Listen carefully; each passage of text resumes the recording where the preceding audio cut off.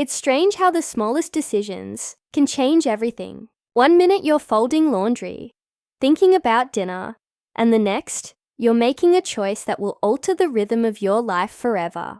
For me, that moment came on a Thursday morning while scrolling through a local community post online. Saturday morning art class. Beginner's welcome. At first, I almost kept scrolling, but something inside me, a restless whisper I'd ignored for years, made me stop. I couldn't remember the last time I'd done something purely for myself. Not for my husband, Eric. Not for the kids. For me. My name is Megan. I'm 43. And for the better part of 2 decades, my life has been a cycle of repetition. Work, home, chores, sleep. Eric and I weren't unhappy, just muted. Like a song playing too softly to stir emotion. He was steady, dependable, and utterly predictable. The kind of man who measured love in practical gestures. Paying bills on time. Fixing the leaky faucet. Filling my car with gas without being asked. And maybe that's why I felt like I was disappearing. I used to be passionate about books, painting, music, but somewhere between PTA meetings and grocery runs, I stopped recognizing the woman in the mirror. She looked tired, dull, like she'd settled into invisibility. So I signed up for the art class. It wasn't rebellion, not at first, just a quiet attempt to breathe again. The studio was tucked above a small cafe downtown, the kind of place that smelled of coffee and linseed oil, with sunlight spilling through wide windows onto old wooden floors. That first day, I arrived early, clutching my sketchbook like a lifeline. I was nervous, the kind of nervous that made me question what I was doing there. And then, he walked in. Lucas? He was the instructor. Younger than me, maybe mid-30s, but with a calm confidence that drew attention without effort. His hair was dark and a little wild, his shirt speckled with dried paint, his smile disarmingly genuine. First class, he asked, setting down his brushes. Is it that obvious? I laughed. Only because you're standing like you're waiting for permission to breathe, he said. I smiled, and for the first time in years, it felt real. Throughout the session, Lucas moved through the room with an easy grace, offering quiet encouragement to each student. When he stopped beside me, his voice softened. Don't be afraid of the mess, he said. Sometimes beauty hides there.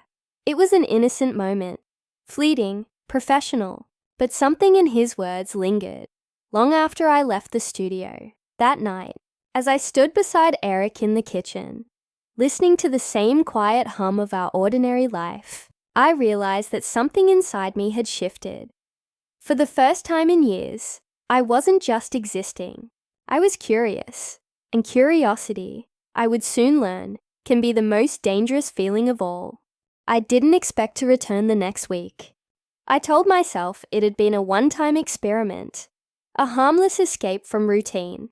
But by Friday night, I found myself laying out my brushes again, the same nervous excitement humming under my skin.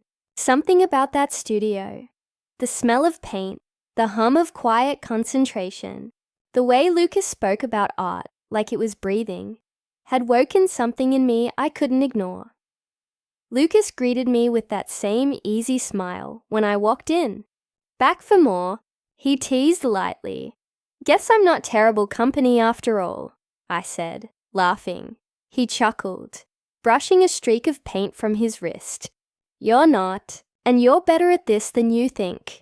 That simple affirmation warmed me more than it should have. Maybe it was because I hadn't heard genuine admiration in so long. Eric's compliments had become rare. Not cruelly, but carelessly. He assumed I didn't need them anymore. Maybe he thought 20 years of marriage made such words unnecessary. But they mattered. God, they mattered more than I realized. After class, a few of us stayed behind to talk. Lucas shared stories about traveling through Europe, painting street scenes in Florence, sketching strangers in cafes. I listened like a child hearing fairy tales, hanging on every detail. His world felt so far from mine. Vibrant, unpredictable, alive. By the time I drove home that evening, the house felt quieter than usual. Eric was in his recliner, half watching the news, half scrolling his phone. "How was the class?" he asked. Eyes still fixed on the screen. "It was good," I replied softly. "That's great." His tone was kind, but distracted.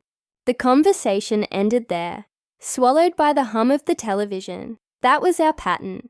Polite exchanges wrapped in years of distance. He wasn't cruel or neglectful. He was just settled. And I realized I'd mistaken stability for connection. Over the next few weeks, Lucas and I grew comfortable in each other's orbit. He was easy to talk to, curious, attentive, patient. Sometimes, he'd stop by my canvas just to watch me paint in silence. Those moments stretched, wordless but charged, until someone else would call his name and the spell would break. I started dressing differently before class. Nothing dramatic, just softer colors, a touch of lipstick, little things that made me feel visible again. One Saturday, as I packed up, Lucas said, "You know, you're starting to paint like someone who actually believes in herself." I smiled, trying to ignore the quickening in my chest. Maybe I'm finally remembering how.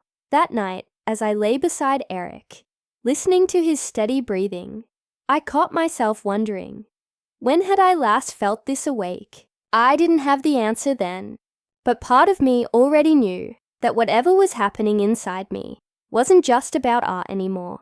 It was about him. By the time spring arrived, the art studio had become my sanctuary. The one place where I could breathe without feeling like I was failing someone. The familiar hum of quiet voices, the smell of oil paint, the gentle scrape of brushes against canvas. It all became part of a rhythm that felt more real than my own home. And then there was Lucas.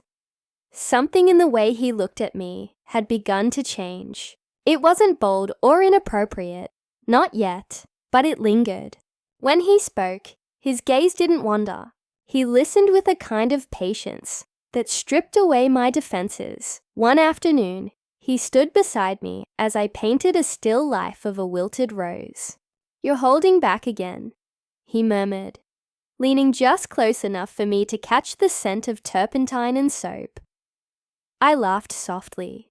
"Maybe I just don't want to ruin it." He shook his head. "Art isn't about perfection, Megan. It's about honesty. Even when it's messy." That word, honesty, sank deep. Because while my brush moved across the canvas, my heart was already drawing lines I didn't know how to erase. After class, as everyone filed out, I lingered behind, pretending to clean my brushes. Lucas stayed too. The silence between us was different now. Charged. Fragile. "Do you ever feel like you're living someone else's life?" I asked, suddenly.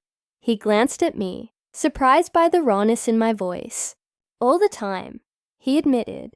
"That's why I paint. To remember who I am underneath everything else." I nodded slowly. I used to know that feeling, but somewhere along the way, I think I forgot. Our eyes met. And in that single moment, something unspoken passed between us. A recognition, a hunger. He took a step closer, but before anything could happen, I pulled back. "I should go," I whispered, gathering my things. "Of course," he said softly, but his expression told me he knew, just as I did, that something irreversible had begun. That night, I couldn't sleep. Eric's arm draped over me felt heavier than usual, like a reminder of the life I was supposed to be grateful for. I stared at the ceiling, guilt twisting inside me, and realized that the distance between us wasn't measured in miles. It was in years of quiet neglect. Lucas had become a mirror, reflecting the woman I once was, the woman I wanted to be again, and I couldn't decide which frightened me more, the pull toward him, or the truth that I no longer recognized the version of myself who could resist it. I told myself I would stop going to class, that it was safer that way. But I didn't, because something in me, something long asleep, had already woken up. The storm broke on an ordinary afternoon, not a violent one with thunder and drama, but the quiet kind that slips in, unnoticed until everything around you feels drenched. Eric had come home early from work, a rare surprise. I was at the kitchen counter, still in my clothes from class, the faint scent of paint clinging to me. He kissed my cheek absently, then frowned. "You've been spending a lot of time there lately," he said. "That art place," I nodded, forcing a smile. "It's been good for me." "I can tell," he replied, but his tone held something new, suspicion. "You're different," I froze. "Different how?" He studied me for a long moment before answering. "Lighter, happier, just not with me." The words landed like a slap. I wanted to deny it, but the truth sat heavy in the silence between us. That night, I couldn't paint. My thoughts kept circling back to Lucas, to the way he'd look at me like I was something beautiful, not invisible. The guilt twisted inside me, sharp and unrelenting. I'd crossed a line emotionally, even if not physically. And yet, I couldn't bring myself to regret it. The following Saturday, I arrived early to the studio, hoping to find clarity in the familiar smell of turpentine and canvas. Lucas was already there, standing near the window, light spilling across his face. "You look like you've been carrying the world," he said gently. "Maybe I have," I whispered. He stepped closer, his eyes searching mine. "You don't have to." For a moment, I believed him. The air between us tightened. One breath, one heartbeat, and then he kissed me. It was soft at first, tentative, then desperate. A confession more than a mistake. But the rush faded as quickly as it came, replaced by a hollow ache. I pulled away trembling. "This isn't who I am," I said, my voice barely a whisper. He looked at me, eyes full of something like regret. "Then who are you, Megan?" The question echoed long after I left the studio. When I got home, Eric was waiting. The look on his face told me he already knew. Or at least, he'd guessed enough to feel the betrayal. "I saw you," he said quietly. I drove by the studio. My heart stopped. "Eric, please!" He didn't shout. He just shook his head. "I don't even know who you are anymore." Neither did I. The house felt unbearably small that night, filled with the ghosts of every unspoken word, every choice I couldn't undo. I thought trying something different would help me find myself again. I never imagined it would be the thing that finally broke me open. The days that followed felt like walking through fog. Everything muted, suspended between what was lost and what might still be saved. Eric barely spoke to me. His silence wasn't angry. It was worse than that. It was tired. The kind of silence that comes when the heart can't decide whether to hold on or finally let go. I tried to explain, to apologize, to make him see that what happened wasn't about Lucas so much as it was about me, about the emptiness I'd been drowning in. But words are clumsy things when trust has already shattered. Every sentence I spoke felt too small to carry the weight of what I'd done. Eventually, Eric packed a bag and left for a few days. He didn't say where he was going, only that he needed to think. The night he drove away, the house felt cavernous, echoing with all the moments we'd taken for granted. The laughter, the routines, the quiet understanding that once felt like love. I stopped going to the studio. I couldn't bear to face Lucas or the part of myself that had come alive there. Instead, I set up a small easel in the corner of our living room, beside the window where the afternoon light spilled through like forgiveness. At first, I painted aimlessly, colors without form, emotions without direction. But over time, the shapes began to mean something again. When Eric returned, he didn't say much. He looked exhausted, older somehow. He noticed the easel but didn't comment.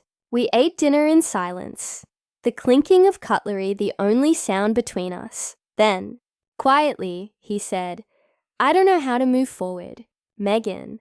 But I don't want to keep looking backward either. It wasn't forgiveness. Not yet. But it was a beginning. We started seeing a counselor. Some sessions ended in tears, others in silence. Yet through it all, something began to shift. We learned to speak again. Not as the versions of ourselves who'd stopped seeing each other, but as two people finally admitting their fractures. One evening, Eric stood behind me as I painted, his reflection visible in the window beside mine. "You're getting good at that," he said quietly. I smiled faintly. "Maybe I just stopped being afraid of the mess," he nodded, the ghost of a smile on his lips. Maybe we both did. It wasn't a perfect ending. Life rarely offers those. But it was honest, and for the first time in a long while, that felt like enough. Sometimes I still think about Lucas, not with regret, but with a strange kind of gratitude. He was a catalyst, a mirror that showed me how far I'd drifted from myself. Trying something different didn't just change my life. It exposed it. It reminded me that even the wrong choices can lead us back to the truth, if we're brave enough to face what they reveal.